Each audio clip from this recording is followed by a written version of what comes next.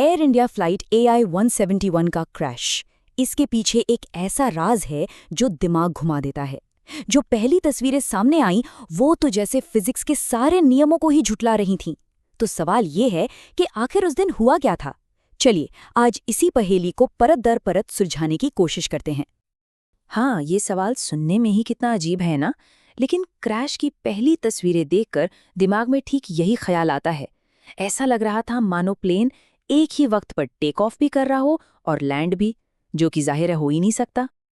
तो देखिए, यहाँ 3 ऐसी बातें थी जो एक दूसरे से बिल्कुल मेल नहीं खाती। पहली बात, प्लेन के विंग्स यानी पंख एकदम फ्लैट थे। वैसे ये तब होता है जब प्लेन अपनी पूरी ऊंचाई पर आराम से उड़ रहा हो। दूसरी, लैंडिंग गियर नीचे था, जैसे प्लेन लैंड करने वाला हो। और तीसरी बात, प्लेन की नाक ऊपर की तरफ उठी हुई थी, ठीक वैसे ही जैसे टेक ऑफ के वक्त होती है। जरा सोचिए, ये तीनों चीजें एक साथ, ये तो लगभग नामुमकिन है। तो आखिर ये जो नामुमकिन सा टेक ऑफ दिख रहा है, इसके पीछे का साइंस क्या है? ये समझने के लिए कि ये सिचुएशन इतनी खतरनाक क्यों थी, हमें फ्लाइट के कुछ बेसिक्स को समझना होगा। अच्छा, जरा सोचिए, जब कोई प्लेन टेक ऑफ करता है तो उसके पंख थोड़े से मुड़ जाते हैं। इन्हें कहते हैं फ्लैप्स और स्लैट्स। ये पंखों को एक घुमावदार यानी कर्व्ड शेप देते हैं और इसी घुमावदार सतह की वजह से हवा प्लेन को ऊपर की ओर धकेलती है। इसी को हम लिफ्ट कहते हैं। और यही यही तो है उड़ने का सबसे बेसिक रूल। तो फिर A171 के साथ गड़बड़ क्या हुई? देखिए, एक तरफ है A171, इसके पंख थे एकदम फ्लैट और लैंडिंग गियर भी नीचे था। इसका नतीजा, हवा का जबरदस्त खिंचाव मतलब हाई ड्रैग, और लिफ्ट यानी ऊपर उठने की ताकत लगभग 0। अब दूसरी तरफ एक नॉर्मल टेक ऑफ को देखिए, पंख घुमावदार हैं, गियर अंदर है, जिससे मिलती है मैक्सिमम लिफ्ट। बस यही छोटा सा फर्क शायद इस पूरी तबाही की वजह था। इस हादसे को ठीक से समझने के लिए ना हमें थोड़ा पीछे जाना होगा। इतिहास में हुई कुछ ऐसी ही त्रासदियों को देखना होगा, क्योंकि अक्सर अतीत में ही भविष्य के सबसे बड़े सबक छिपे होते हैं। इतिहास में ऐसे 2 बड़े हादसे हुए हैं, एक 2008 में मैड्रिड में और दूसरा 1987 में डिट्रॉइट में। और जानते हैं, दोनों में कॉमन क्या था? एक ही भयानक गलती। दोनों ही प्लेन्स ने बिना फ्लैप खोले टेक ऑफ करने की कोशिश की। और इससे भी बुरी बात ये थी कि जो वार्निंग अलार्म पायलट को आगाह करता है, वो बजा ही नहीं। ये पैटर्न AI-171 के मामले से काफी हद तक मिलता जुलता है। लेकिन रुकिए, सारी बातें मिलती जुलती होने के बावजूद A171 का मामला एक बिल्कुल नई पहेली खड़ी कर देता है।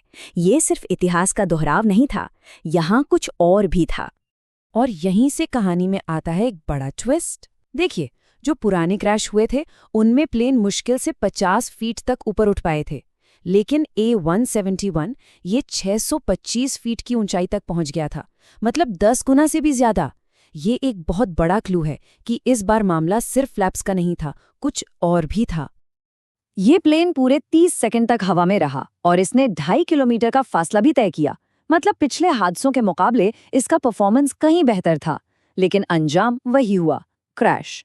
तो सबसे बड़ा सवाल यही है, आखिर गलत कॉन्फ़िगरेशन के बावजूद ये प्लेन इतनी देर तक हवा में टिका कैसे रहा? और यही सवाल इस मिस्ट्री को और भी उलझा देता है। इस पूरी गुत्थी को सुलझाने के लिए एक्सपर्ट्स के पास 2 मेन थ्योरीज हैं। तो चलिए एक एक करके इन दोनों थ्योरीज को समझते हैं। पहली थ्योरी ये कहती है कि मामला तो पुरानी क्रैश जैसा ही था, मतलब फ्लैप्स सेट नहीं किए गए थे।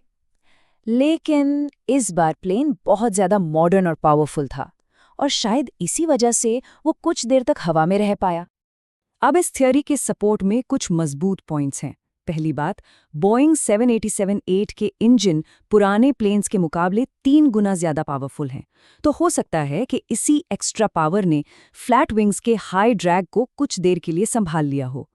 प्लेन 322 किलोमीटर प्रति घंटे की स्पीड तक पहुंच भी गया, लेकिन उस हालत में और ऊपर चढ़ने के लिए उसे करीब 450 की स्पीड चाहिए थी, जो वो हासिल नहीं कर पाया।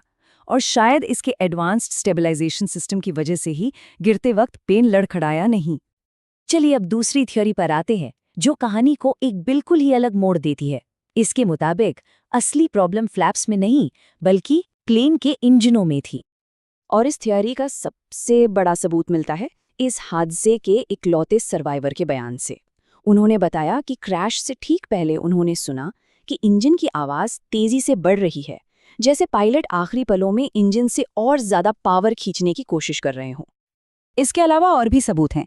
एक नए वीडियो में टरबाइन जैसी तेज आवाज सुनाई दी है और एक छोटी सी चीज भी दिखाई दी जो शायद रैम एयर टरबाइन यानी RAT हो सकती है। अब ये RAT तभी डिप्लॉय होता है जब प्लेन के दोनों इंजन फेल हो जाएं। रिपोर्ट्स में टिमटिमाती लाइटों और जोरदार धमाके जैसी आवाज का भी जिक्र है, जो एक बड़े पावर फेलियर की तरफ इशारा करता है। अब चलिए इस क्रैश के फौरन वाले कारणों से थोड़ा आगे बढ़ते हैं और उस पूरे सिस्टम को देखते हैं जो एविएशन सेफ्टी के लिए जिम्मेदार है, यानी रेगुलेटरी और कॉर्पोरेट सिस्टम। और ये बात शायद सबसे ज्यादा चौंकाने वाली है। भारत में जो एविएशन रेगुलेटर है DGCA, वो किसी भी सेफ्टी नियम को तोड़ने के लिए किसी एयरलाइन पर ज्यादा से ज्यादा सिर्फ 1 करोड़ रुपए का जुर्माना लगा सकती है। जी हाँ, सिर्फ 1 करोड़, चाहे गलती कितनी भी बड़ी क्यों ना हो। अब जरा इस फर्क को देखिए। एक तरफ भारत में DGCA का मैक्सिमम फाइन है, करीब $120,000, और दूसरी तरफ अमेरिका, जहां FAA ने बोइंग पर $2.5 बिलियन का जुर्माना लगाया था। ये सेफ्टी को लेकर निगरानी में जमीन आसमान का फर्क दिखाता है। और अगर हम थोड़ा और पीछे देखें तो एयर इंडिया और बोइंग दोनों का सेफ्टी और एथिक्स के मामलों में रिकॉर्ड थोड़ा कंट्रोवर्शियल रहा है। मिसाल के तौर पर 2023 में एयर इंडिया के सेफ्टी चीफ को ही नकली रिपोर्ट्स फाइल करने के लिए सस्पेंड कर दिया गया था। दूसरी तरफ बोइंग को 787 की क्वालिटी को लेकर कई विसल ब्लोअर्स ने चेताया था, जिनमें से 2 की तो बाद में रहस्यमयी हालात में मौत भी हो गई। ये एक विसल ब्लोअर को बोइंग के एक मैनेजर ने तब कहा था जब उसने सेफ्टी से जुड़ी चिंताएं उठाई थीं। ये एक लाइन ही कंपनी के अंदर के माहौल को बताने के लिए काफी है कि सेफ्टी पर सवाल उठाने वालों के साथ कैसा बर्ताव होता था। आखिर में जो प्लेन का ब्लैक बॉक्स मिला है, यानी फ्लाइट डेटा रिकॉर्डर, वो ये तो बता ही देगा कि टेक्निकली हुआ क्या था, घटनाओं का सही क्रम क्या था। हमें ये पता चल जाएगा कि उस दिन असल में क्या हुआ। लेकिन एक सवाल फिर भी बाकी रह जाता है। ब्लैक बॉक्स हमें ये तो बता देगा कि क्या हुआ, पर कौन ये तय करेगा कि ऐसा फिर कभी ना हो? ये एक ऐसा सवाल है जो सिर्फ एक तकनीकी खराबी से कहीं ज्यादा बड़ा है। ये पूरे सिस्टम की जिम्मेदारी की तरफ इशारा करता है, और शायद यही वो सवाल है जिसके बारे में हम सबको सोचने की जरूरत है।